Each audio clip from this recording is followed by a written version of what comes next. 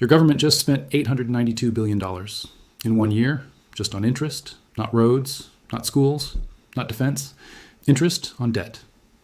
And here's what terrifies me. This isn't a mistake. It's a pattern so precise, so ruthless, that once you see it, you'll realize 2008 wasn't the crisis. It was just the warm-up. What I'm about to show you has happened 3 times in history, and each time, millions of people lost everything. Stage 4 is coming, and I can prove it. Let me ask you something. If I could show you a 4-stage pattern that predicted the collapse of 3 different economies across 300 years, would you want to know where we are in that pattern right now? Because that's exactly what this is. Not theory, not opinion, mathematics.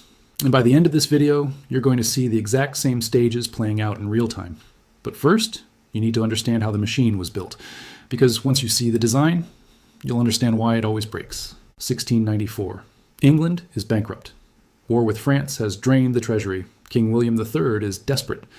Then a Scottish financier named William Paterson walks in with an offer the king can't refuse. Paterson says, "Give me the power to create money as debt, and I'll give you £1.2 million. On July 27th, 1694, the Bank of England is born. But here's the part they don't tell you in history class. That money wasn't backed by gold or silver.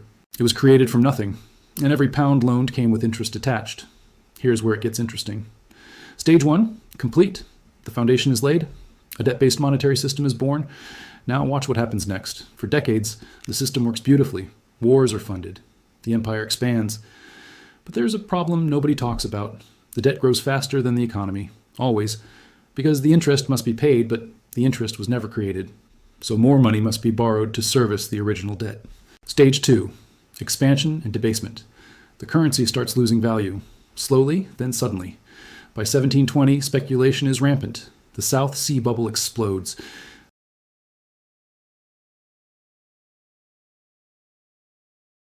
The system nearly collapses. Now, you might be thinking, okay, that was 300 years ago. What does this have to do with us? Hold that thought, because what happened next in Germany will make your blood run cold. June 28th, 1919. World War I just ended. Germany is forced to sign the Treaty of Versailles. The bill? 132 billion gold marks. That's $600 billion in today's money. An impossible sum. But Germany tries to pay it anyway. They start printing money.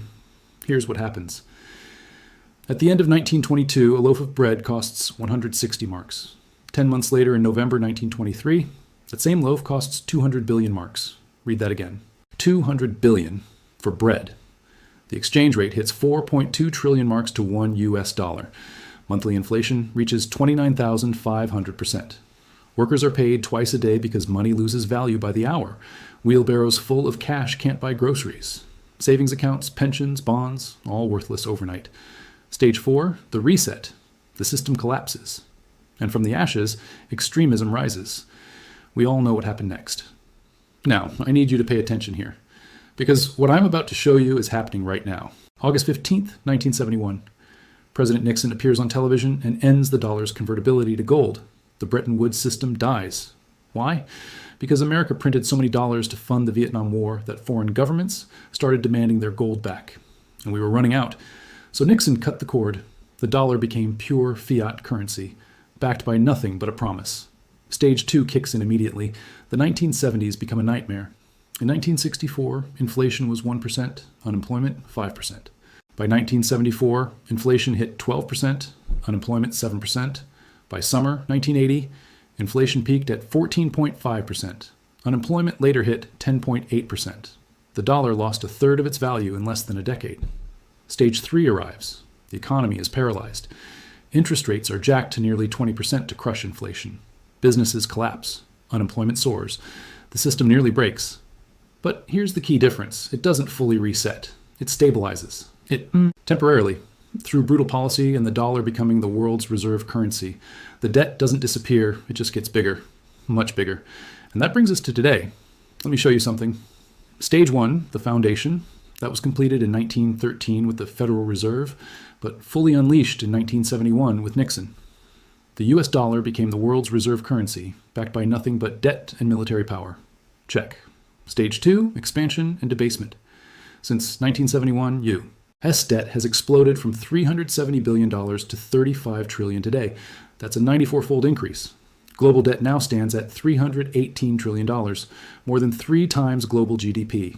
Central banks have printed trillions in response to crises. The dollar has lost 97% of its purchasing power since 1913. Verified. Stage 3, loss of control. We're here, right now. Inflation surged to over 9% in 2022. Interest payments on U.S. debt now exceed $892 billion annually. That's more than defense spending. The Federal Reserve is trapped. Raise rates, the economy contracts. Lower rates, inflation accelerates. There's no good option. Social unrest is rising. Political polarization is at historic highs. Public trust in institutions is collapsing. Undeniable. So what comes next? Stage 4, the reset. Here's what you need to understand. I'm not saying the dollar collapses tomorrow, but the mathematics are inescapable. When debt grows faster than the economy, when interest payments consume more of the budget, when the only solution to a debt crisis is more debt, the system will break. It always does. History doesn't repeat, but it rhymes with terrifying precision. Will it be hyperinflation like Weimar? A debt default? A new digital currency system? Some combination of all three? I don't know the exact form, but I know the pattern. And the pattern is absolute. And here's what nobody wants to tell you. The people who say this time is different are either ignorant or lying. American exceptionalism won't save us. Technology won't save us. Modern monetary theory won't save us. The machine doesn't care about optimism. It cares about math, and the math doesn't work. $318 trillion of global debt, $35 trillion in U.S., $892 billion in annual interest payments, rising inflation, trapped central banks, social unrest. These aren't opinions, these are facts. And they're all pointing in one direction. So here's what you do. First, understand the machine, see the pattern, recognize that what's happening now isn't random, it's systematic. Second, position yourself, not panic. Preparation. Assets that hold real value, scarce resources, productive skills, tangible goods, these will outlast paper promises. And third, stop waiting for someone to fix this. No politician, no central banker, no policy will stop stage 4. The only question is whether you'll see it coming. 2008 was the warm-up. The real crisis, the systemic one, hasn't happened yet. But if you understand the pattern, you'll see it building. The stages are clicking into place, and you won't be caught by surprise. If you want to understand how deep this goes, how the system was designed from the beginning to benefit the few at the expense of the many, I'm breaking that down in the next video. Subscribe so you don't miss it. Because once you see who built the machine and why, everything else starts to make sense. The next phase is inevitable.